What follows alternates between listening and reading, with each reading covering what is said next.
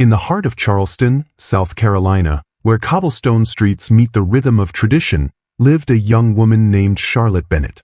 Raised in a lineage of woodworkers and craftsmen, she belonged to the Bennett family, the hands behind Bennett and Sons Fine Interiors, a name synonymous with bespoke furniture and heritage artistry passed down for 3 generations. From the outside, Charlotte's world looked ideal, a proud family business, rich history, and a clear path set before her. Her grandfather carved with reverence.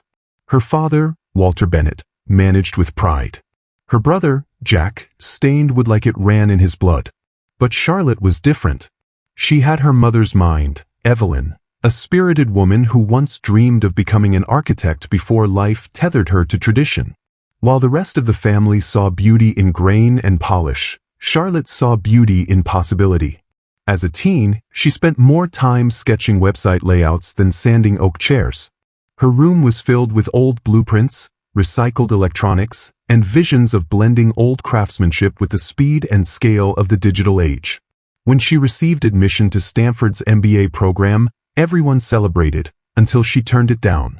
Instead, she founded Craftora, an online marketplace connecting local artisans to global buyers. To Charlotte, it was the future. To Walter, it was betrayal.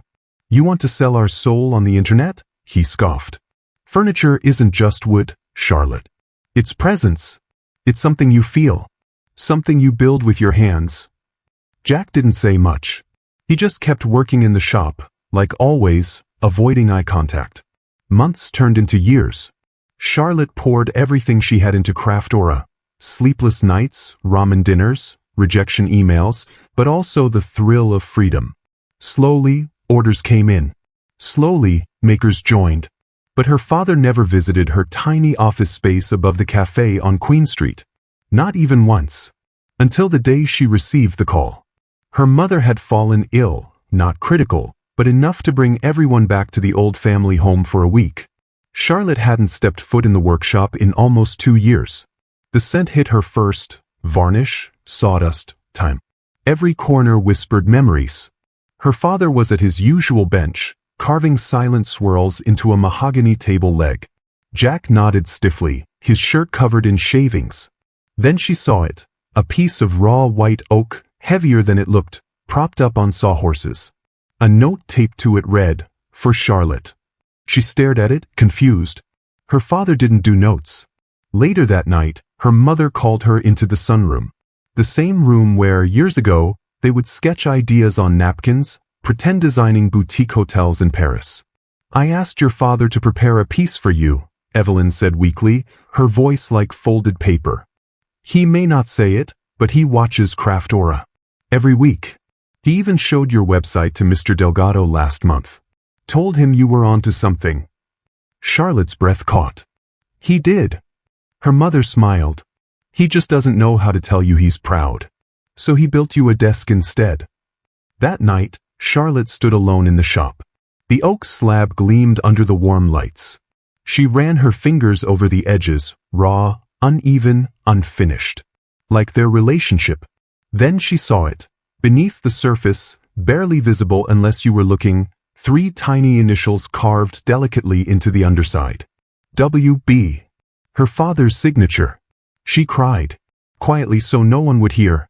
That desk now sits at the center of Craftor's headquarters, a powerful symbol of the bridge between tradition and innovation. Her father never said much, but he sent her a text 2 weeks later with a photo, a new workbench he built using one of Craftor's featured toolkits. And then just 3 words. "Learning from you." Charlotte never needed an apology. She needed acknowledgement. And in his own quiet, wooden way, her father gave it to her. The ballroom of the McAllister estate in Charleston shimmered with golden chandeliers, its walls lined with decades of portraits, men in tailored suits, women in pearl necklaces, all seemingly watching from the past.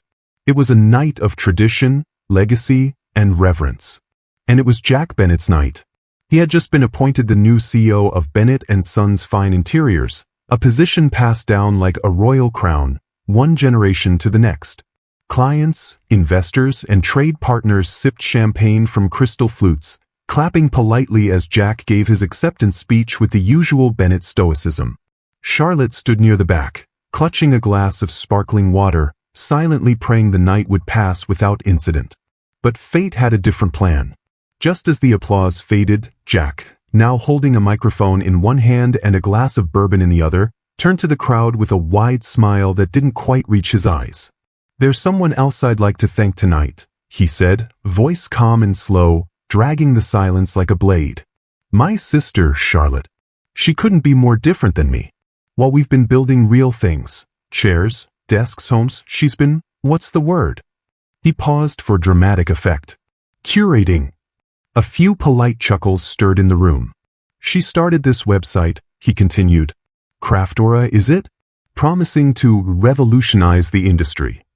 Except, I checked, the revenue barely covers its advertising budget." Laughter, louder now. "But don't worry, sis. We still love you. In fact," he said, turning toward her for the first time, "I'd like to extend an offer to buy Craftora and bring it into the real world.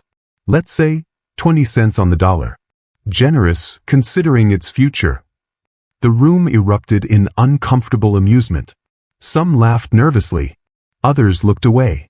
But all eyes eventually landed on Charlotte. Her father, Walter Bennett, didn't stop him. He didn't laugh, but he didn't speak. His silence was louder than Jack's mockery. Charlotte stood frozen. Her chest tightened like a vice. Her palms went cold. She opened her mouth to speak but couldn't find the air. Only memories flooded in, late nights coding the website from her apartment floor, borrowing money to pay makers on time, every no that only fueled her fire. All of it, now belittled in one cruel moment. She quietly left the ballroom. Outside, the wind was cool. Charleston's night air carried the scent of saltwater and jasmine. Charlotte walked aimlessly until she found herself by the old pier near Battery Park. Alone, she sat on a weathered bench and watched as the tide gently kissed the wood. That night, she cried. Not because she was weak, but because she had held it together for too long. And in the silence, a decision formed. She wouldn't quit. Not now. Not ever. The next morning, Charlotte returned to her tiny office. It still smelled like burnt coffee and lemon-scented floor cleaner. She pulled the blinds open and let the sunlight pour in. Then she sat at the oak desk, the one her father had made, the one he still hadn't mentioned, and opened her laptop. First, she drafted a message to every artisan listed on Craftora. "We're about to grow. Are you ready?" Then she made a video. One take. No makeup, no filters. She stared straight into the camera and spoke from her heart. "Last night, someone I love told me my work wasn't real. That it didn't matter. That because you can't hold a website like a wooden chair, it has no value. But Craftora isn't just a business. It's belief. Belief that artists deserve platforms. That a 72-year-old woodturner in Asheville can share space with a 19-year-old resin artist in Tucson. That the hands building beauty should be seen, not hidden behind factory walls. We're done apologizing for being different. This is just the beginning." She posted it across all platforms. Then she went to work. By noon, her inbox was overflowing. By evening, the video had 48,000 views. Within a week, Craftor's user base had doubled. And quietly, on a late Wednesday afternoon, Charlotte received a message request on LinkedIn. From Walter Bennett. It only said, "That was your best piece yet. Proud of you." But she stared at the screen, blinking back tears. That moment on the pier, broken and humiliated, had felt like the end. But it became the beginning. The night that shattered her illusions was also the night that revealed her strength. And just like the oak desk, unfinished, flawed, but full of potential, Charlotte was just getting started. Just days after her video went viral, Charlotte Bennett found herself caught in a storm fiercer than any she had ever faced. It started with silence. 3 consecutive emails from major investors, silent. Then, in less than 48 hours, Craftora lost over half of its venture funding. The official statements were vague, filled with corporate jargon about realignment of portfolios and market uncertainty. But Charlotte wasn't naive. Behind the curtain, something, or someone, was pulling strings. Her suspicions turned into certainty when an anonymous leak reached her inbox. A confidential document laced with highlighted whispers from industry circles. The message was clear. Jack had gone further than just embarrassing her at the gala. He had launched a full-blown whisper campaign, painting Craft Aura as a sinking ship hemorrhaging cash and crumbling under technical debt. The same Jack who toasted to legacy was feeding lies to investor networks, leveraging his new CEO status at Bennett & Sons to isolate her. For what? The answer came wrapped in silk and spilled over coffee. It was Olivia, Jack's wife. She had always seemed like the picture-perfect spouse, polished, charming, a quiet presence at company events. But one rainy afternoon, she walked into Charlotte's office unannounced, her eyes restless, her expression caught between regret and fear. "I shouldn't be here," she said, glancing toward the door, "but you need to know what he's doing." Charlotte froze. "Jack's plan," Olivia continued, "isn't just about crushing you. It's about saving himself. Bennett & Sons is in trouble. Deep trouble. The deal with the European conglomerate? It's a bluff. They promise technology they don't have. Jack planned to acquire Craft Aura and repackage your tech to fulfill their end." Charlotte sat still, absorbing every word. "They never believed in you," Olivia added softly, "but now they need you." Then she slid a thumb drive across the table. "Emails. Internal notes. All of it. You'll find proof that they're trying to buy you out not because you failed, but because you succeeded." Charlotte's hands trembled as she took it. That night, the Craft Aura team worked in silence. Tension thickened the air. She didn't need to tell them what was at stake. Most already knew something wasn't right. But what none of them knew was what came next. Because while Bennett & Sons was spreading fiction, Crafter's AI engineers had just built fact. After months of tinkering, testing, and trial runs, the team's lead engineer, Ravi Desai, cracked it. A real-time personalization engine that adapted to user preferences on the fly, not in days or hours, but milliseconds. It was the breakthrough Charlotte had dreamed of. This wasn't just product recommendation. It was predictive storytelling, a platform that could intuit emotion, context, and aesthetic preference in the blink of an eye. A shopping experience so immersive it felt like walking into your own curated world. They called it EchoStream.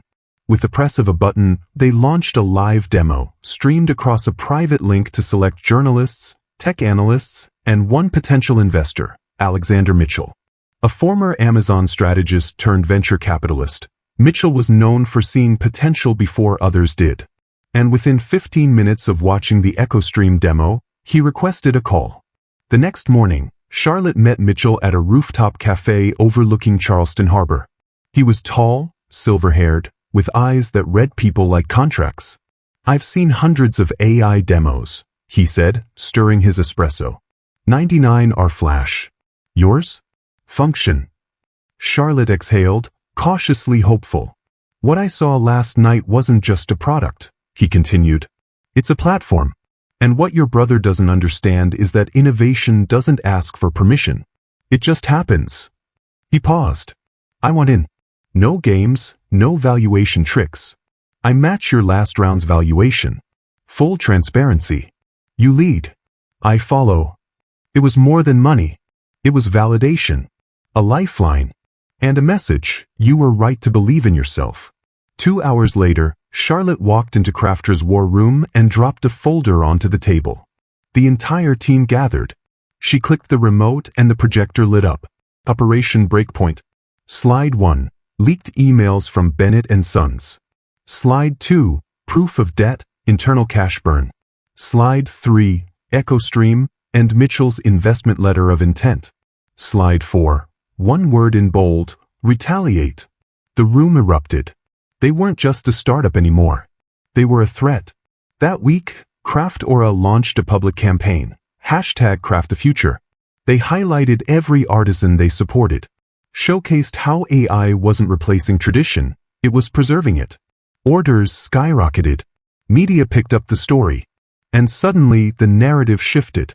Disgraced by her brother, Charlotte Bennett rises with tech that could reshape global retail. Old money fails to silence next-gen commerce. Jack tried to respond.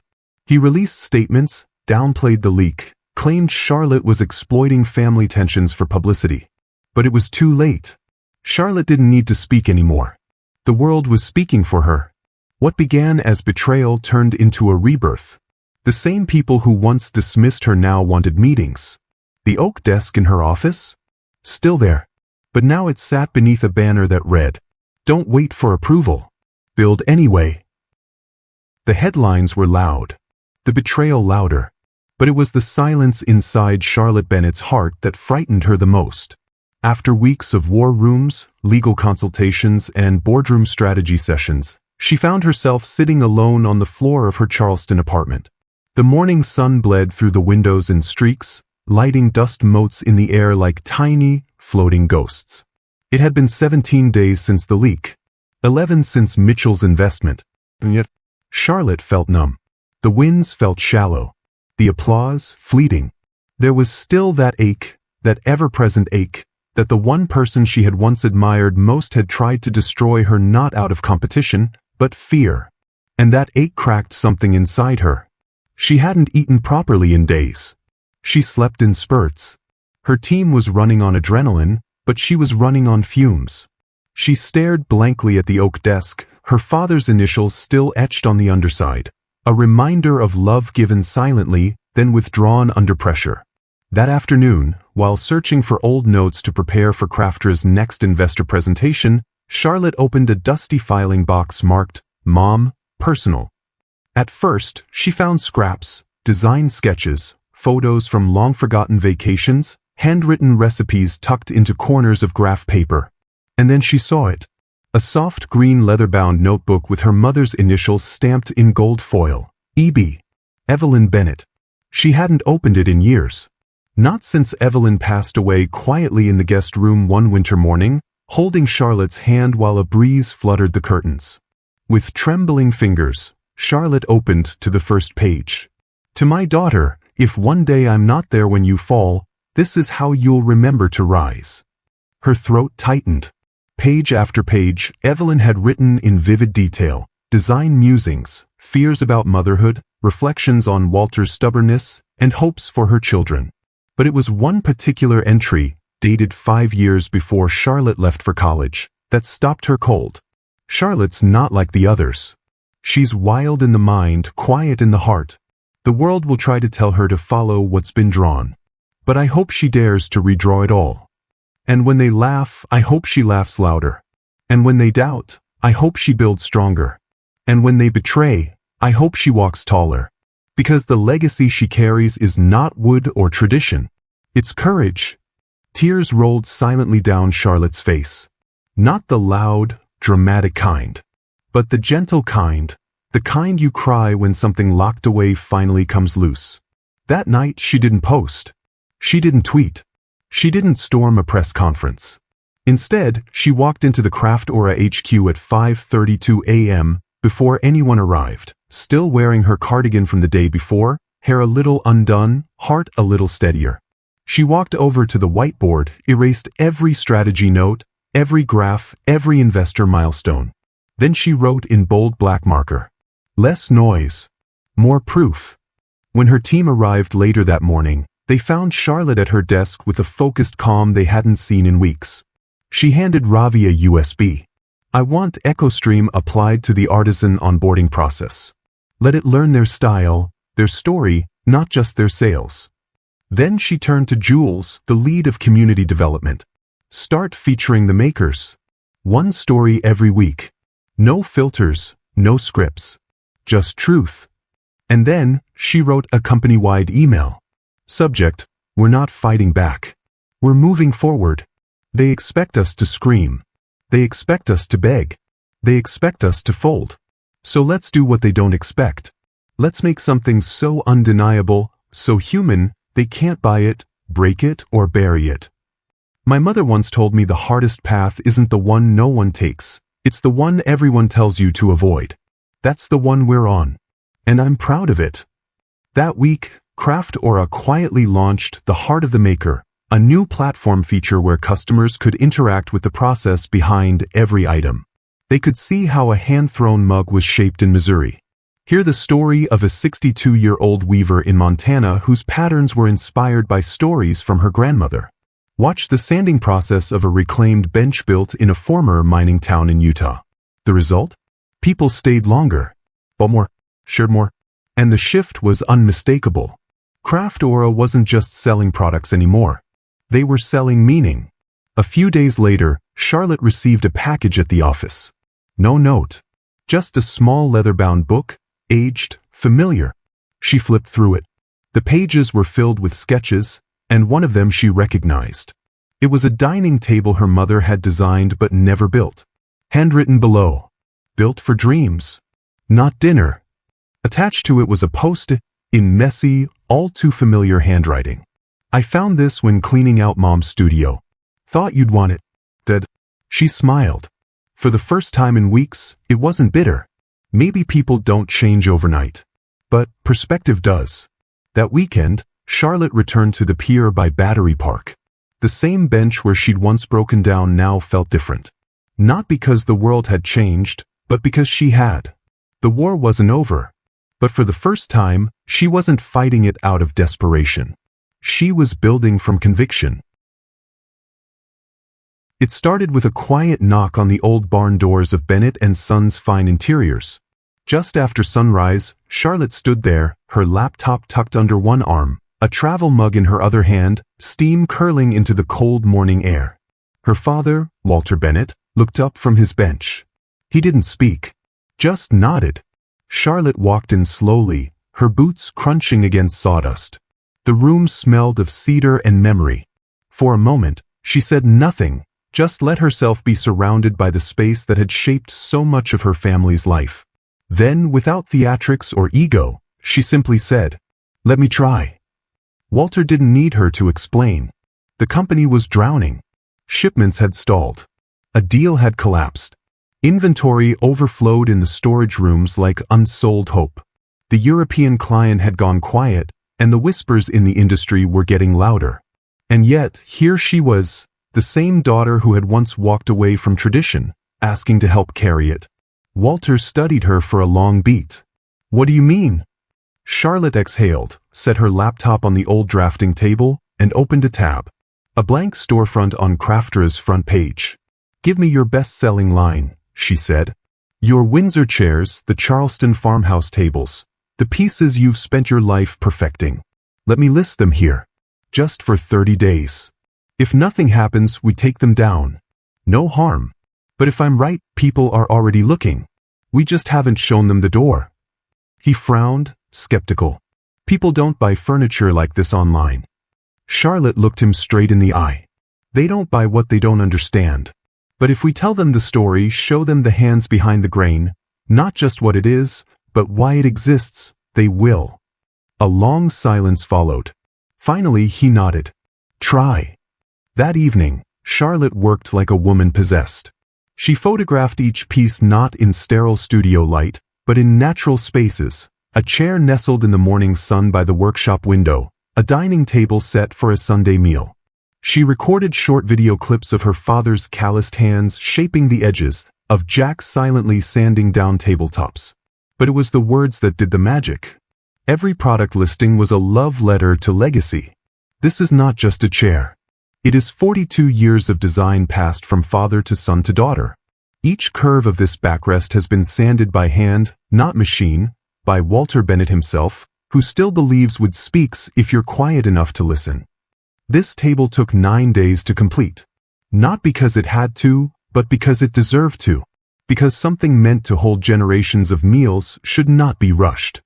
When the listings went live at 9 p.m., Charlotte closed her laptop, unsure of what to expect. By 9:17 p.m., the first order came in. By midnight, there were 53. By 7 a.m. the next morning, they had crossed 400. The workshop came alive like it hadn't in years. The phone rang nonstop. Emails flooded in. Customers from Oregon to Maine writing not just to purchase, but to thank them. Some wrote stories of heirloom tables passed down. Others simply said they wanted something made by people, not factories. Walter, overwhelmed, reread one message 5 times before passing it to Charlotte.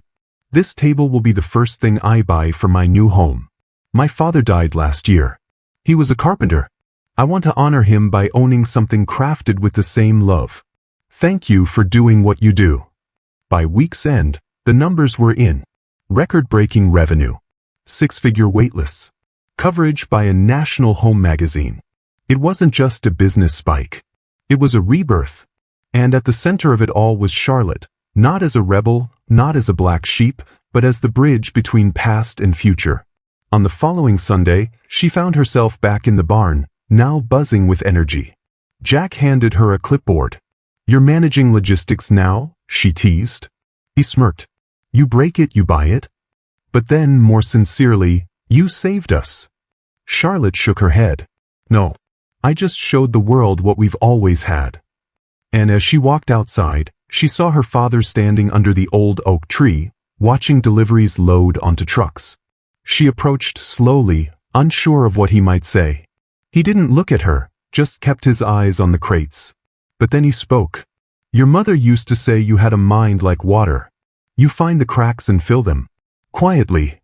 Charlotte blinked, the words soaking in. "You did good," he added. "Better than I ever could have imagined." It was the closest thing to, "I'm proud of you," he had ever said. And it was enough. That night, Charlotte wrote one last update for the site.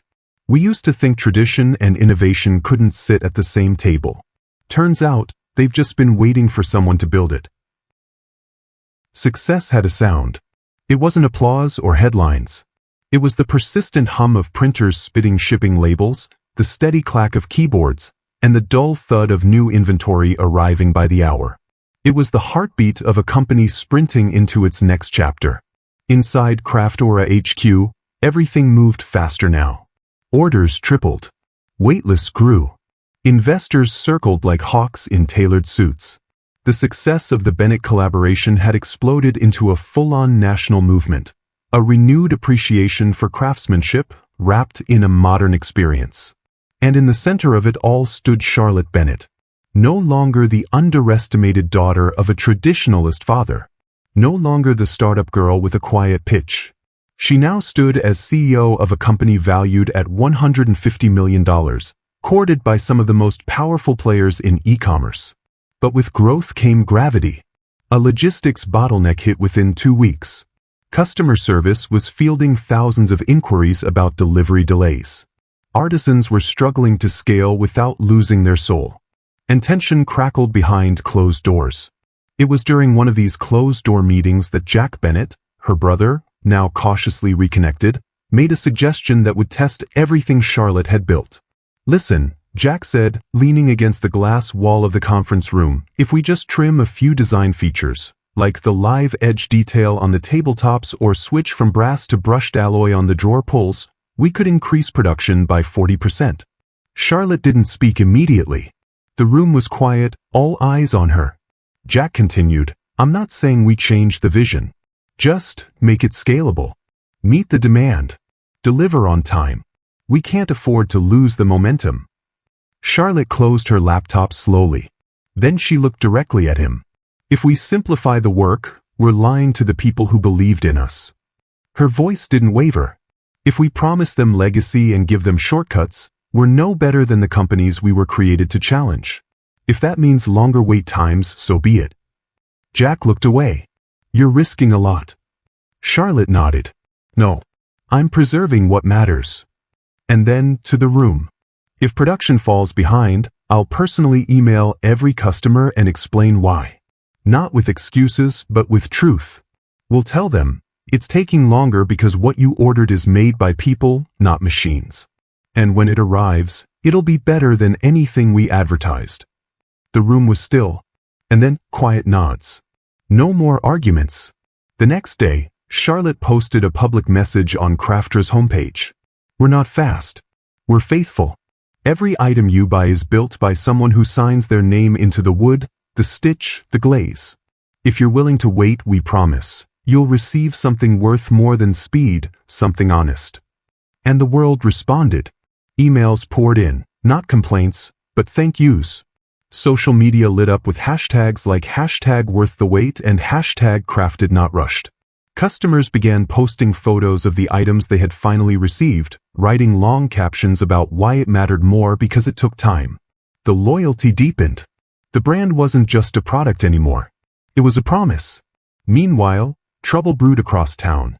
A leaked TechPost article titled, "The Cracks in Carter Interiors," made waves, exposing years of financial juggling, missed deadlines, and a reckless dependence on unproven technology. The article contrasted that instability with the precision and clarity of Crafter's innovations, especially their AI engine, EchoStream, which by now was being recognized as one of the most adaptive consumer platforms on the market. And then came the real test. Westfield Commerce Group, one of the largest e-commerce ecosystems in the country, invited Charlotte to present at their Innovation Summit in San Francisco. The stakes were high, a potential $45 million contract that would put Craft Aura products across Westfield's premium platforms, instantly scaling her reach to millions of households. Charlotte flew out with only a carry-on, a few product samples, and one pitch deck. She didn't open with numbers. She opened with a photo of her mother's old sketchbook, then the oak desk her father carved. She told the story of a startup built in the shadows, of betrayal that turned into clarity, of refusing to cut corners even when the pressure boiled. Then she demoed EchoStream, in real time. The algorithm predicted product pairings, tones, even home layouts based on ambient lighting and browsing habits, all while preserving the soul of the artisan behind the item. By the time the lights came up, the Westfield board was already leaning forward. She ended with 5 words. "We don't sell furniture. We reconnect people to meaning." The room erupted. 1 week later, the deal was signed. Craft Aura became an official partner with Westfield. The $45 million contract sent shockwaves through the market. Charlotte's inbox exploded. Her phone didn't stop ringing. By Friday, Crafter's valuation jumped to $150 million, all within 7 days. But that night, Charlotte didn't celebrate with champagne. Instead, she returned to the workshop. Her father was sanding a chair in the back, music playing low on an old radio. He looked up as she entered. She didn't speak. She just picked up a chisel and began carving beside him. 2 generations, side by side, no titles, no press, no numbers. Just the work. She wasn't the runaway daughter anymore. She wasn't just the disruptor. She had become something else entirely, a leader who didn't raise her voice but raised the standard. A woman who didn't just save her family's legacy, she expanded it. Fearless. Transparent. Grounded. In time, others would call it a revolution. But Charlotte? She simply called it coming home. It was a crisp October morning in Charleston, the kind where the air smells like cinnamon and sun-warmed wood. The headquarters of Bennett & Sons Fine Interiors buzzed with life. Not chaos, not desperation, but purpose. The factory floor moved in rhythm, machines and humans working side by side, not in competition, but in harmony. Artisans with calloused hands stood beside young engineers in fleece jackets, trading stories and techniques. Tablets sat next to chisels. Laptops opened beside sketchpads. The past and future were finally having a conversation, and both were listening. At the heart of it stood Charlotte Bennett. The girl who once quietly sketched dreams in the margins of her notebooks now led not one, but 2 thriving ventures. Craft Aura was more than a marketplace now. It had become a movement, a flag under which thousands of makers, builders, dreamers, and believers gathered. And even here, in the place where she was once dismissed as too idealistic, her impact was undeniable. Her brother Jack, once stubbornly traditional, now led innovation workshops with Charlotte's tech team. Her father Walter, though still gruff in speech, had taken to inviting her into every product review. They no longer challenged her presence. They depended on it. At the company's annual founders' dinner, held under the same oak tree where her mother used to sit and draw, Walter stood before the entire staff, over 200 people, with a worn glass of bourbon in his hand. He raised it, voice steady. "There was a time I thought legacy meant holding on. But my daughter showed me that sometimes legacy means letting go, so someone else can carry it further. And Charlotte," he paused, looking directly at her, voice thickening, "you carried it further than I ever imagined." This company stands today because of you." The applause that followed wasn't just noise. It was a thunderous reckoning of respect earned, not handed down. Charlotte didn't cry, though her chest ached in the most beautiful way. Instead, she walked over, clinked glasses with her father, and whispered, "We built it together." Weeks later, Charlotte found herself in a different kind of room. Bright stage lights, sleek screens, rows upon rows of young entrepreneurs, tech founders, product designers, all gathered for the National Future of Commerce Summit in Chicago. The moderator had introduced her with standard buzzwords: trailblazer, tech disruptor, founder of a $150 million platform. But when Charlotte stepped onto the stage, she didn't bring a pitch deck. She brought a photo. One single image on the screen behind her, her mother's sketchbook, open to the page that read, "Built for dreams, not dinner." The audience fell into a hush. Then she spoke. "Everyone told me to sell fast, to grow at any cost, to take the quick acquisition and walk away. They said, there's no room for slow, honest, hand-built anything anymore. But here's what I learned. When the world tries to slap a discount sticker on your dream, you don't lower the price. You raise the standard. Because what you built from heart, from truth, no one can price that. And if you wait long enough, the world will catch up to the value you already knew existed." There was a pause, and then an ovation that seemed to stretch into forever. That night, Charlotte stood alone backstage, watching as waves of young founders crowded the networking hall. One by one, they came up to her. Not asking for funding. Not asking for secrets. Just one thing. "How did you not give up?" And her answer was always the same. "Because I remembered who I was building it for. Not for investors. Not even for her family. But for that little girl who once watched her mother sketch a better world on scraps of paper and believed it was possible." By the time the first snow fell in Charleston, Craft Aura had launched 3 new artisan programs. Carter Interiors had expanded into 2 new states. And Charlotte, once the overlooked daughter, had become the living embodiment of a new kind of leadership. Transparent, principled, uncompromising in the face of pressure. She wasn't trying to fit the Bennett mold anymore. She redefined it. And for the first time, the world didn't see her as the younger sibling, the startup girl, the underdog. They saw her as she truly was. A builder of bridges. A keeper of soul. A leader of legacy. Years later, when people spoke about Charlotte Bennett, they no longer started the story with dollar signs or headlines. They started with what she gave away. After Craft Aura reached its peak valuation, after Westfield, after the accolades, Charlotte did something no one expected. She launched the Makers Lift Initiative, a nationwide program offering free digital transformation tools to small, independent workshops across America. From a father and son carpentry shop in rural Vermont to a pottery barn run by a retired couple in the Arizona desert, Charlotte's team brought software, e-commerce guidance, real-time inventory support, and storytelling tutorials. No catch. No licensing fees. No commission. Just access. And with that, Charlotte proved once again that her real business wasn't about product. It was about possibility. "I didn't build Cartessa to create a marketplace," she once said in an interview. "I built it because I was tired of seeing brilliance buried in silence." She spent her weekends off the grid, traveling not to boardrooms, but barns. In one particular memory, she sat under a tin roof in Iowa beside an 81-year-old quilt maker named Marla. Marla had made hundreds of quilts in her lifetime, each hand-stitched with stories of storms, weddings, births, and grief, but had never sold a single one online. Charlotte handed her a tablet and showed her how. Marla cried. Not because she didn't understand the technology, but because someone finally thought she was worth it. And that moment, that exact moment, became the heartbeat of everything Charlotte believed. She hadn't just built a company. She built a movement. A movement that whispered into the ears of dreamers and whispered louder than the noise of doubt. A movement that said, "Sparkles, don't let others define success for you. Success isn't always fast, loud, or obvious. Sometimes it's quiet resilience.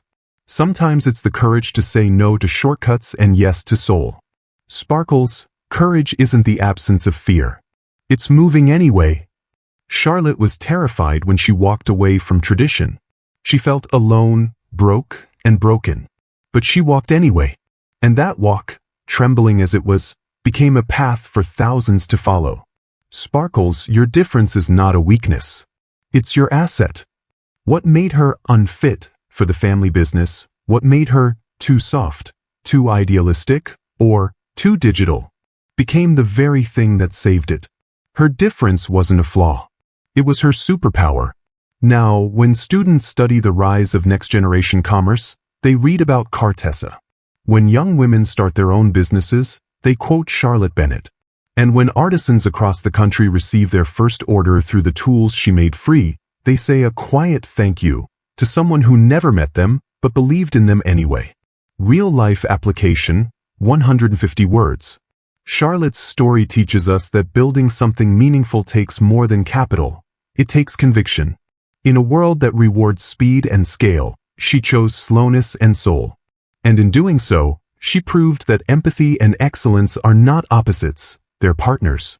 Her journey reminds every small business owner, every overlooked creative, every underestimated dreamer, you are allowed to go your own way. If you believe in what you're building, deeply, wholeheartedly, then the world will find its way to your door. Not instantly, but faithfully. One customer, one believer, one moment at a time. It didn't begin with a press release, or an IPO, or even the headline that Cartessa had surpassed $200 million in valuation. No, the real moment, the one that mattered most, began quietly, in a repurposed barn in Zanesville, Ohio. The air smelled of pine and possibility. A middle-aged man with sawdust on his jeans sat hunched over a laptop. He hadn't used one in years. His name was Dave Lorman, a former carpenter at Bennett & Sons, let go during the transition period years ago. But today, he wasn't working with wood. He was registering his one-man furniture studio for access to a revolutionary new system. Future Makers.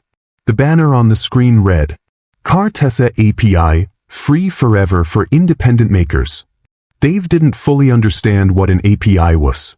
But what he did understand was that Charlotte Bennett, the same young woman whose ideas were once mocked in the break room, had just made it possible for people like him to stay in the game. And maybe, just maybe, thrive in it.